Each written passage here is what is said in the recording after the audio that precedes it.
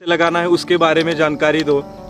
तो आज हम सीधे आए, यहाँ पे जिंजर का कल्टीवेशन हो रहा है। यहाँ पे देख सकते हैं बहुत ही बड़ा यहाँ पे 4 एकड़ का कल्टीवेशन हो रहा है। तो उसके बारे में डिटेल में आज हम जानकारी लेंगे कि जिंजर कब लगाया जाता है, खेत को कैसे तैयार किया जाता है, बेड कितना होना चाहिए और सीड्स जो है कैसे होना चाहिए, सीड्स कैसे क्या भाव मिलता है, वैरायटी कौन सी बेहतर यहाँ पे लगाई जा रही है। आज का वीडियो बहुत ही पूरा डिटेल में हम जिंजर कल्टीवेशन के बारे में जानकारी लेने वाले हैं।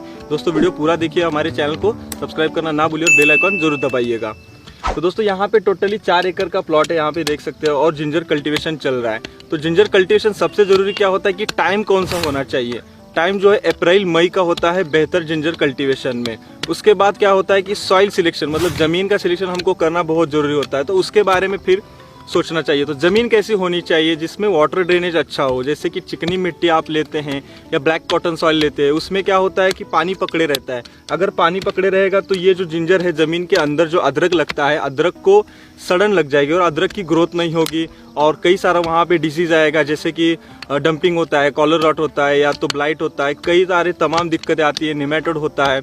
तो पानी नहीं रुकना चाहिए, सबसे ज़रूरी चीज़ ये है। उसके लिए आपको क्या है कि सॉइल सिलेक्शन जो है वाटर ड्रेनेज वाली ज़मीन रहनी चाहिए। सैंडी क्ले सॉइल चलेगी, मतलब बहुत ज़्यादा वो बेहतर रहती है। जैसे कि हमारी लाल मिट्टी होती है और यहाँ पे जो मिट्टी आप देख सकते हैं बहुत ही आसानी से यहाँ पे जो खुदाई होती है, इस तरीके से मिट्टी रहनी चाहिए। दोस्तों ज़मीन का जो पीएच जो है 6.5 से 7.5 रहना चाहिए और पीएच बहुत मेंटेन रखना जरूरी है। अगर डिसबैलेंस होता है, अगर सॉइल टेस्ट आपने नहीं किए तो सॉइल टेस्ट जरूर कीजिए। सॉइल टेस्ट के ऊपर आपको पता चलेगा कि ज़मीन का पीएच क्या है, ऑर्गेनिक आपका कर्व कितना है ज़मीन के अंदर, बाकी माइक्रोन्यूट्रिएंट हुआ, एनपीके की मात्रा आपके ज़मीन में क्या है, उसके अनुसार आप सारी चीज़ जो है मेंटेन कर सकते हैं।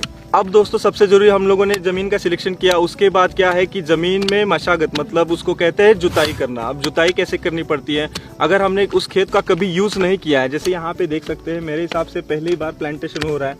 इस खेत को अच्छे से बनाया गया है, डेवलप किया गया है बहुत ही सही तरीके से। तो इसकी जुताई करने में सबसे पहले तो क्या है, हमको प्लाव चलाना पड़ता है। कम से कम 1 फीट 1.5 फीट के अंदर हमको प्लाव चलाना चाहिए। ज़्यादा डीप चलाने से कोई मतलब नहीं है क्योंकि पत्थर बहुत वहाँ पे निकल जाएंगे। तो 1 फीट तक प्लाव चलाइए, 2 बार प्लाव चलाइए। धूप अच्छी लगनी चाहिए। जैसे कि जिनका फार्म है उनसे मैंने बात की, उनका कहना है कि सोलराइजेशन होना चाहिए, मतलब धूप अच्छी तगड़ी लगनी चाहिए ज़मीन को। जब धूप लगती है तो वहाँ पे ज़मीन की जो इकोलॉजी है वो मेंटेन हो जाती है और उसमें जो निमेटोड्स है या तो जो कोशावस्था में कीड़े वगैरह रहते हैं वो ऊपर आते हैं, वो मर जाते हैं।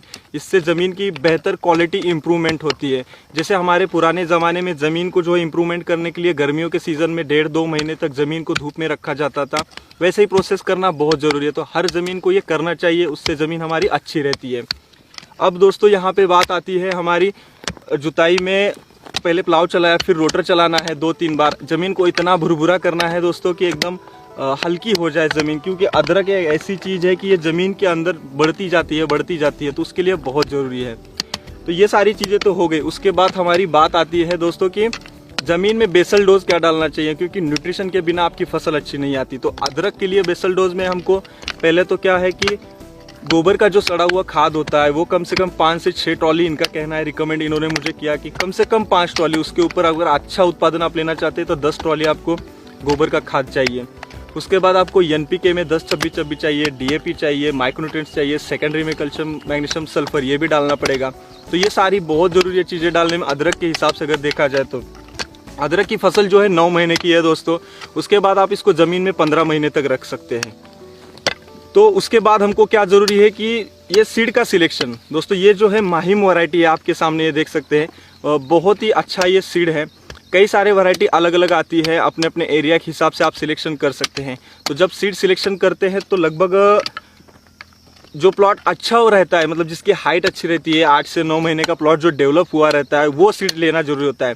और सीड निकालने के बाद मैं आपको दिखाना चाहता हूँ, यहाँ पे क्या है कि ये देख सकते हैं पूरा तसला में यहाँ पे निकाला है, इसके ऊपर डिसइंफेक्शन किया है, उसके बारे में आपको बताता हूँ। तो सीड पहले आपको, जब आप सिलेक्शन करते हैं, जब आप किसी से लेते हैं खरीद के, तो उसको कुछ दिन सुखाना पड़ता है। जैसे कि उसमें जो मिट्टी रहती है, जड़े रहते हैं, पूरा साफ सूफ करके उसको 15-20 दिन तक ऐसे सुखा के तब लिया जाता है। सुखा के जब लेंगे आप इसको 15-20 दिन, तो कम से कम 50 ग्राम से 75 ग्राम तक एक टुकड़ा रहना चाहिए ये अदरक का। और इसको जो है मैनकोजेब या तो कार्बेंडिज्म और क्लोरोफाइरिफॉस, ये चीज़ों में पूरा डुबो के निकालना है जर्मिनेटर में। जब डुबो निकालते हैं उसके बाद सीधा प्लांटेशन में लेना है। अब यहाँ पे क्या होता है कि देखिए बेड प्रिपरेशन कैसे होता है, 4.5 फीट के हिसाब से होता है, यानी कि जैसे हम लोग शिमला मिर्च का बेड प्रिपरेशन करते हैं उस हिसाब से होता है। जैसे कि गैप बहुत रहना चाहिए, क्योंकि अदरक यहाँ पे अभी आप देख सकते हैं, ये देखिए यहाँ पे ये 4.5 फीट का बेड है, यहाँ पे बीच में स्पेस है और यहाँ पे लगाया जाता है। लगभग 2 बीच का यहाँ पे अदरक में 8 से 9 इंच का स्पेस रहना चाहिए और ऐसे जो है 1 फीट का रहना चाहिए इनके हिसाब से। अभी क्या हुआ है कि बेड की हाइट बहुत अच्छी थी, लेकिन बरसात की वजह से ये बेड बैठ गया है। लगभग बेड की हाइट जो है 1 फीट के हिसाब से इतनी बड़ी होनी चाहिए यहाँ पे। तो यहाँ पे लगाया कैसे जाता है अदरक, तो सीधा तरीका है, यहाँ पे देखिए सीधा सीधा सामने सामने लगता है, जिगजैग नहीं लगता। जैसे कि अभी हमने यहाँ पे खोदा इसको। तो दोस्तों यहाँ पे सबसे जरूरी चीज़ है, जब आप अदरक लगाते हैं तो इस टाइप का 50 से 75 ग्राम तक रहना चाहिए और ये बस जमीन के अंदर ऐसे मुन जाए, बस इतना ही रखना पड़ता है। बस इसमें ज़्यादा ऐसा डीप डालने की ज़रूरत नहीं है, ज़्यादा इसमें सोचने की भी ज़रूरत नहीं है, आपको बस ऐसे डाल दिया। और ये अंतर बहुत ज़रूरी है, ऐसे 1 फीट और ऐसे जो है 8 से 9 इंच 8 इंच तक, तब ये बहुत ज़रूरी है। और बेड मैंने जैसे बताया 4.5 फीट के हिसाब से आप छोड़ सकते हैं। तो ऐसे आप अदरक जो है लगा सकते हैं। और 1 एकड़ में आपको सीड कितना लगेगा, 1000 से 1100 किलो आपको यहाँ पे टोटली सीड लगेगा। अगर आप खरीदते हैं तो आपका लगभग 40 से 45 हज़ार रुपये सीड में जाएगा। अगर आपका खुद का है तो आप उसको सुखा के अच्छे से लगा सकते हो, वहाँ पे आपकी पैसों की बचत हो जाएगी। और आपके एरिया के हिसाब से आप जो है वैरायटी का चुनाव जरूर कीजिएगा। अगर इरिगेशन की इसमें बात करें तो आपको, ये तो कल्टीवेशन तो हो गया, बहुत ही आसान चीज़ है, लेकिन इरिगेशन में आपको ड्रिप इरिगेशन लगानी पड़ेगी। जैसे कि यहाँ पे डबल लाइन है, ये देख सकते हैं। इस डबल लाइन का फायदा क्या होता है कि यहाँ पे हमने डबल लाइन से हमने लगाया है अदरक, एक यहाँ पे है और एक यहाँ पे है, दोनों है, ऐसे बिछाना पड़ेगा, इसको उठा के ऊपर रख देते हैं। और ये अदरक जो है 25 दिन बाद ये ऊपर आके फूटने लगता है। तो थोड़ा बहुत जब फूट जाता है तो इस बेड की हाइट उठानी पड़ती है। तो एक छोटा पावर टिलर से फिर हम इसको थोड़ा सा उठा लेंगे। उठा लेने के बाद पूरा ये बेड जब तैयार हो जाएगा तो धीरे धीरे बढ़ता जाएगा। और मेरे हिसाब से 3 से 4 महीने बाद जैसे गन्ने में हम सपोर्ट देते हैं, फिर से एक बार मिट्टी का सपोर्ट देंगे तो अदरक वहाँ पे और बढ़ने लगेगा। तो जब अदरक जो है 8 से 9 महीने का हो जाएगा तब ये हार्वेस्टिंग पे आएगा।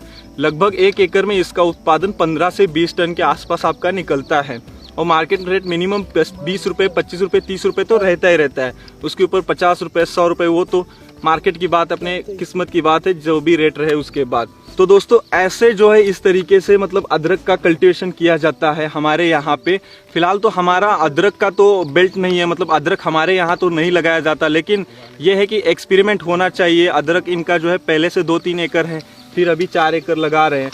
अभी ये अक्टूबर नवंबर के महीने से जैसे कि ठंडी चालू हो जाती है, उसके बाद ये अदरक हार्वेस्टिंग पे धीरे धीरे आएगा, निकाल के मार्केट में जाएगा। और ठंडियों के दिनों में इसको मार्केट भी रहता है, क्योंकि चाय के वगैरह में लोग ज़्यादा यूज़ करते हैं और हर जगह पे अब अदरक का जो है यूज़ ज़्यादा ही होने ही लगा है। जब अदरक यहाँ पे 25 से 3 बार उग जाएगा तो उसके बाद लगभग 1-1.5 महीना रुकेंगे। उसके बाद इसमें जो है फर्टिगेशन चालू होगा इसी ड्रिप इरिगेशन से, और उसके बाद जो है यहाँ पे स्प्रेइंग शेड्यूल वगैरह पूरा चालू हो जाएगा। इस तरीके से पूरे इस अदरक को मैनेजमेंट किया जाता है। और पानी के लिए कुछ स्प्रिंकलर्स वगैरह भी इसमें यूज़ किया जाता है, मिस्टर्स यूज़ करते हैं। फ्लड इरिगेशन से बेहतर है ये आप ड्रिप इरिगेशन ही यूज़ करें। इससे क्या होगा कि आप फर्टिगेशन करने में आसान जाएगा आप आगे जाके, और आपकी ईल्ड भी अच्छी आएगी। तो ये सारा फ़ायदा होता है दोस्तों इस चीज़ का। तो इस तरीके से यहाँ पे अदरक का कल्टीवेशन चल रहा है। अगर इसके बारे में आपको कुछ शंका हो तो कमेंट में आप बेशक मुझे पूछ सकते हैं। और इस वीडियो को लाइक ज़रूर कीजिएगा दोस्तों, चैनल को सब्सक्राइब करना ना भूलिए। मिलते हैं एक और नए वीडियो के साथ दोस्तों, तब तक करते रहिए मेहनत, क्योंकि पावर है तो पावर है। धन्यवाद।